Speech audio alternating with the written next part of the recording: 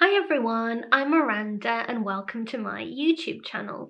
Today I wanted to talk about books that feature unreliable narrators. At this time of year, and especially in the run-up to Halloween, I love to read suspenseful fiction. And I think some of the best suspense books feature unreliable narrators. There's always a lot of twists and turns to the plot, and as the reader you're really kept on edge often in these books. Now, an unreliable narrator essentially just means an untrustworthy storyteller.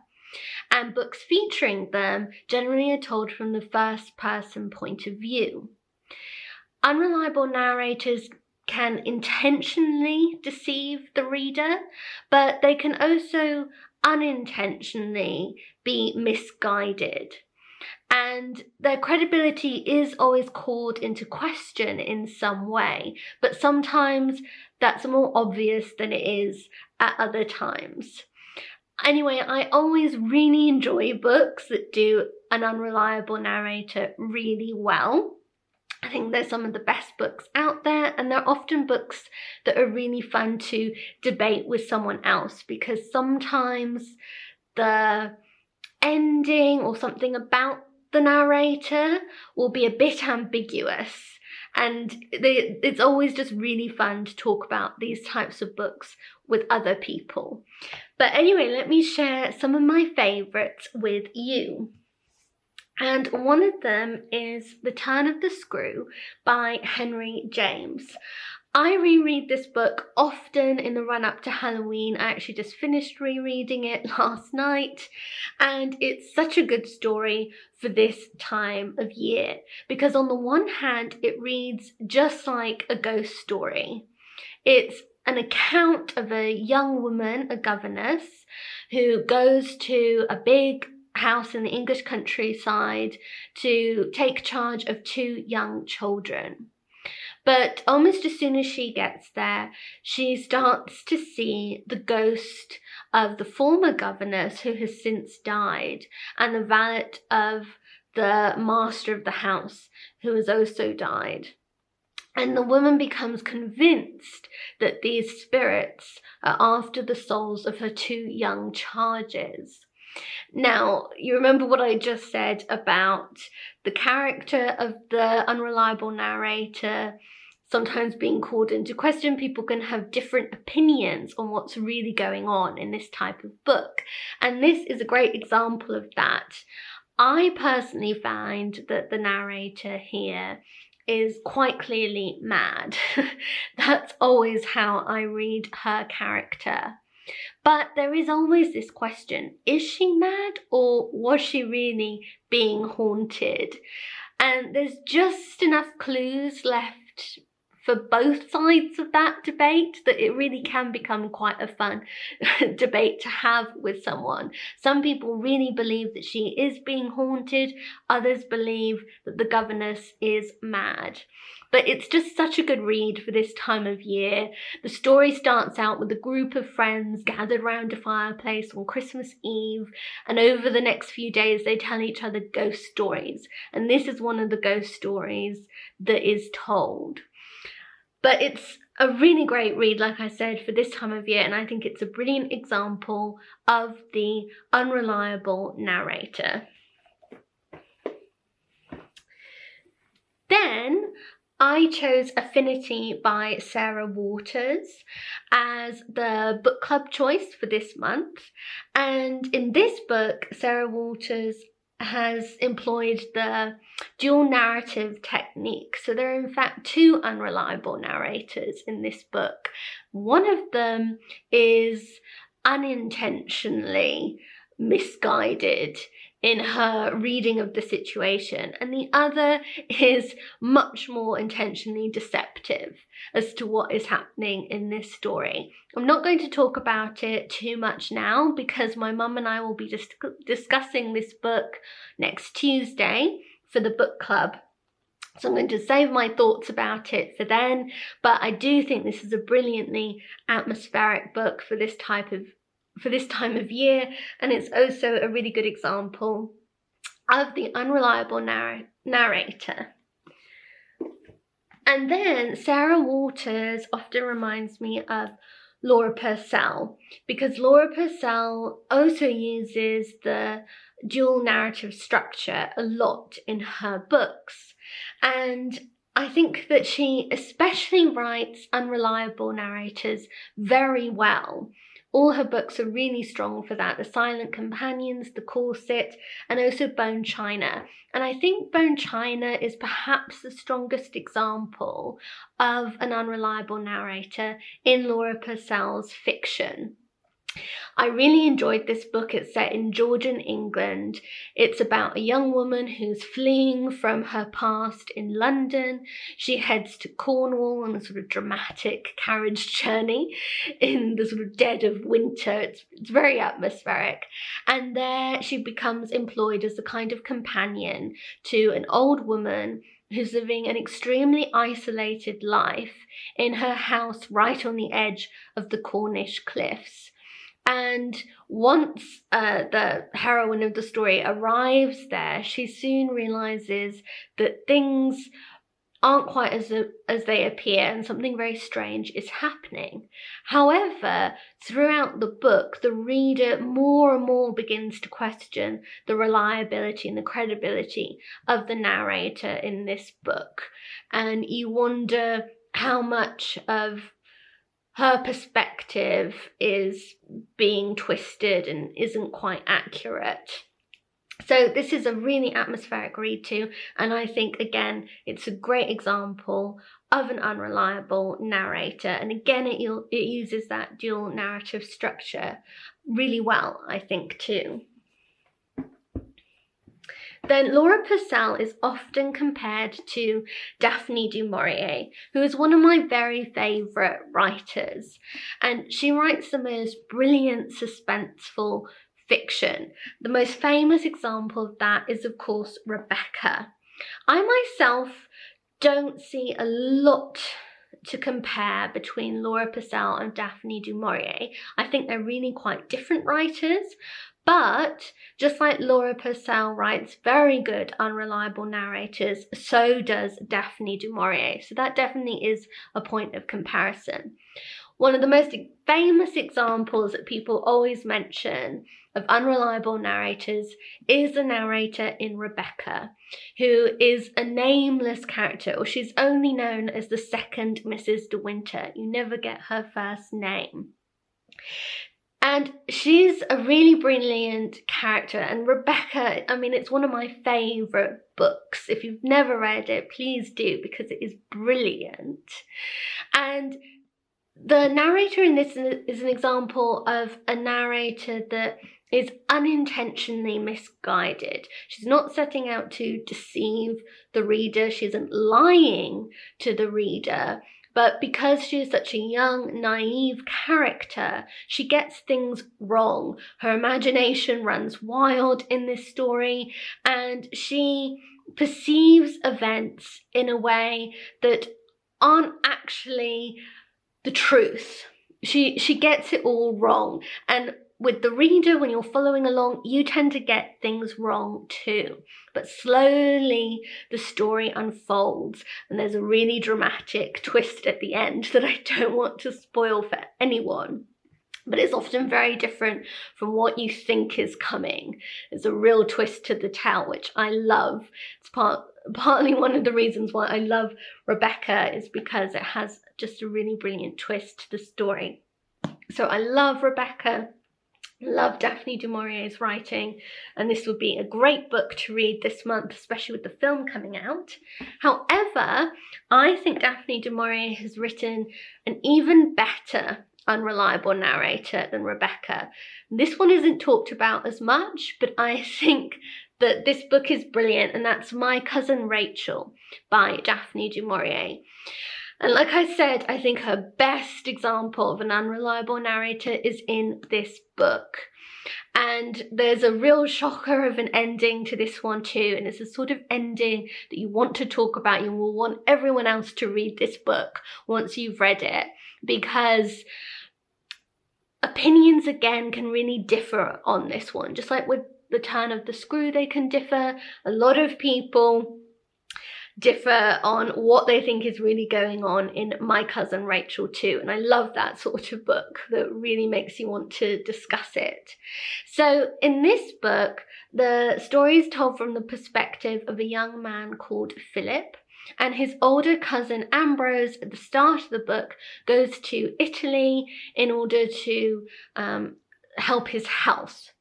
In Italy, Ambrose meets a young woman called Rachel, and he marries her. And at first his letters back to Philip are all about his love for Rachel and how wonderful she is.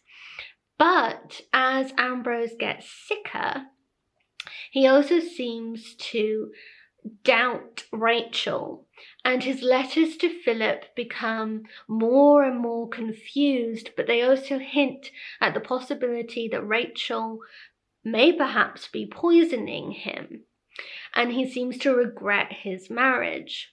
The next news that Philip has of Ambrose is that he has died. And in the end, Rachel, his widow, comes to Cornwall and stays with Philip.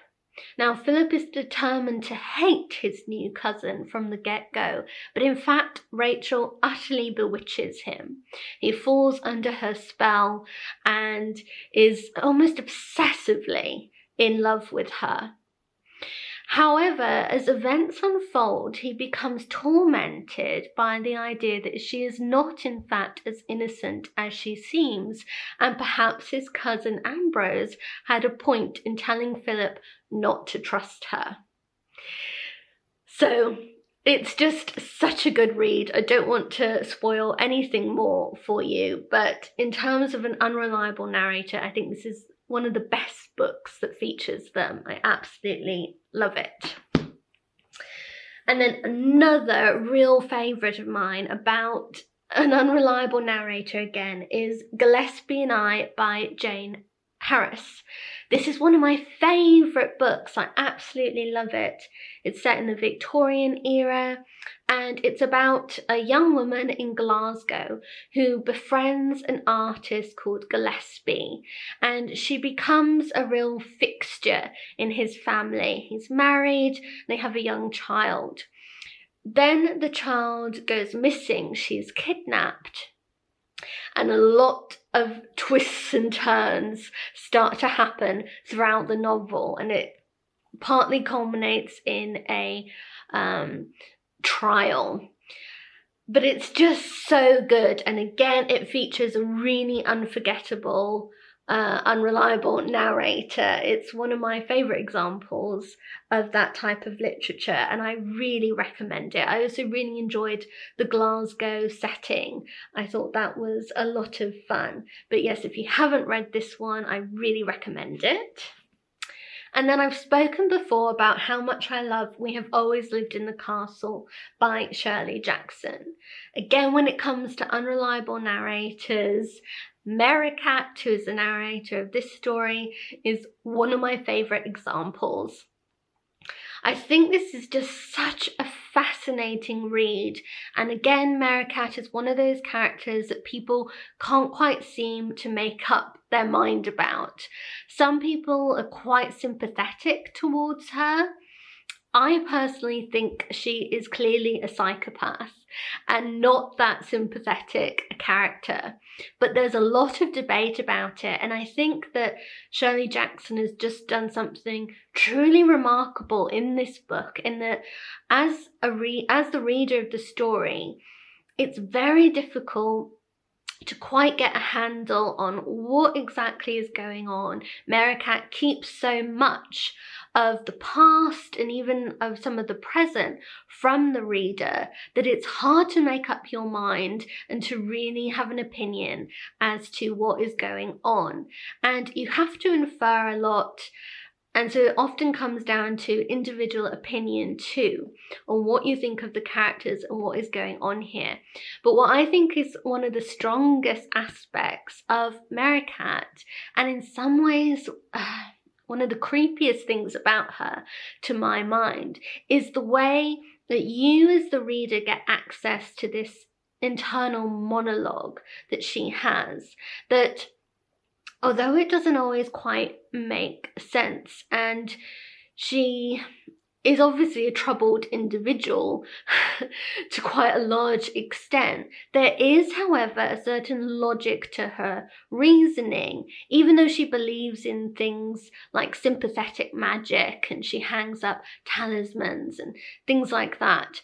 Even though she believes in that sort of thing, there's a logic to her reasoning that is quite mature. However, in her interactions with other people, particularly her sister, her dialogue becomes much more immature. And so as a reader, you're left to sort of make up your mind whether she's deliberately putting on this front of immaturity bordering on incapacity almost, or whether she's deliberately showing a side of herself to people that isn't quite true. There's just so many layers to this book. We've spoken about it in videos before, so I won't say too much more about it now. But again, it's just really suspenseful. It makes you want to keep turning the pages to find out what is really going on here. And Merricat, I think, is just one of the best examples of an unreliable narrator. I love this story. If you've read it, let me know what you think. Are you sympathetic to Merricat, or do you think she really is just a psychopath? I'd like to know. And then another book that I really enjoyed that features an unreliable narrator is Kate Atkinson's book Transcription. On my Instagram recently, I asked people what were some of their favourite books that featured unreliable narrators, and one person mentioned this book, and it reminded me of how much I'd enjoyed it. I read it a few years ago and it was really good, and this book is an example of an unreliable narrator who is deliberately deceptive. So there's a sort of twist at the end that comes as quite a surprise, although there are a few subtle clues dropped throughout the story that you can pick up on as a reader. But I think the ending is still quite surprising, and there's definitely a few things kept back from you in the book, which I won't spoil for you, but I did really enjoy that aspect to the story. It's also just a really fun book, full of great period detail. It's set partly during World War II and then also post-war, when the character's working for the BBC. But certain people from her past life pop up again, and they make her reflect on her years working for MI5 during World War II. And this just is a really good book, all about sort of inner workings of the BBC, but also about spies and the Second World War, and I just love those topics. So I really enjoyed this and would definitely recommend it.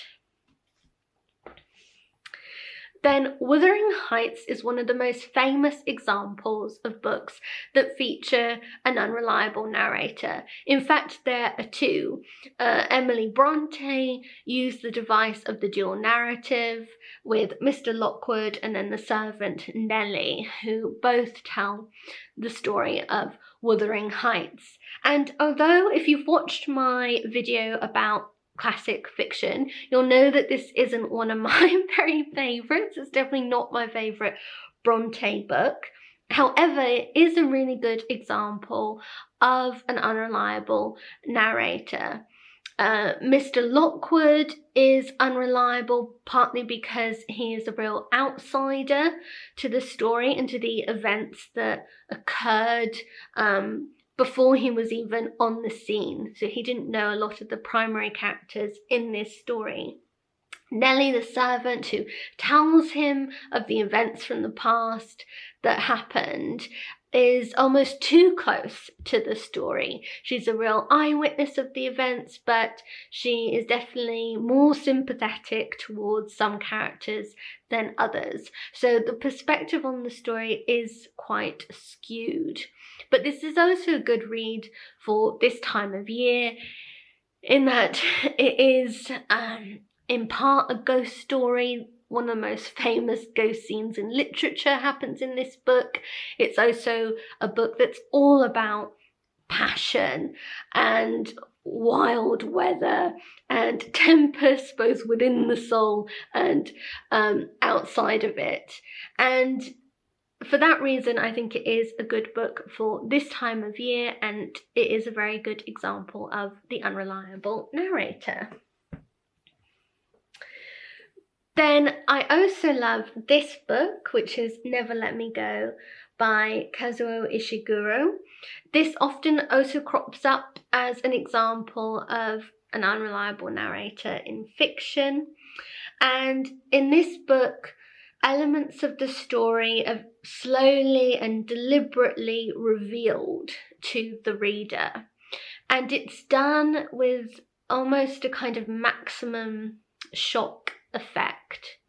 So it's about a young woman who's looking back at her time at a boarding school called Hailsham in the English countryside. And at first you read this thinking that it's quite a sort of typical upper class boarding school, but soon you realise that very strange things are happening, and eventually more and more gets revealed. This is a love story. It's a very sad love story. It's about accepting mortality. It's really a beautiful tale, very heart-wrenching to read. And again, it is a very good example of an unreliable narrator. However, I also think that Ishiguro's other very famous novel, The Remains of the Day, is again an exceptional example of an unreliable narrator. And in this book, I feel the narrator Stevens, who was a butler for almost his whole life at a very grand house in the English countryside, much of this story is about him recalling his glory days, and it's set mainly in the interwar years. But in this, the narrator is unreliable, partly through naivety and his lack of experience of world politics, and not his full understanding of what was going on at the house at which he was a butler. But also he is a very self-deceptive character, and as a reader you become aware of that there are several points in the book where he in fact lies to himself or doesn't seem to understand his own actions sometimes. So as a reader, in some ways, you end up understanding his character perhaps better even than he does. It's a really fine story. I absolutely love it and would really recommend this one too if you've never read it. And then finally, there are, of course, two very famous examples of unreliable narrators in Agatha Christie books, and you know how much I love Agatha Christie. However, I don't want to tell you which these Agatha Christie's which books of hers they are, because they are both examples of narrators that deliberately lie to the reader. So there's a brilliant twist to the end of both these books, but I won't say what they are because I don't want to potentially completely spoil the mystery for you. However, if you've read the books, I don't want you to feel like I've left them out, because they are classic examples of an unreliable narrator, and they're such good reads. Let me know if you've read them. One of them is a very famous Agatha Christie one, and the other is less famous, but she uses the same trick in that story, and I think it's equally brilliant, even though it isn't talked about as much. So if you know what I'm talking about, if you know what I know, then let me know. Let me know if you like those Agatha Christie books too. But also let me know what other books you love that feature unreliable narrators. I'd really love to know. As you can tell, I think it's a great literary device. I love unreliable narrators. I love books that feature them. So let me know if you have any you could recommend to me. But I hope you enjoyed watching this video. Give it a thumbs up if you did, and don't forget to subscribe to my channel, which you can do by clicking on my face that pops up around here somewhere. I'll be back again on Friday with our Tea Reads episode with my mum. So hopefully see you again then. But take care. Bye.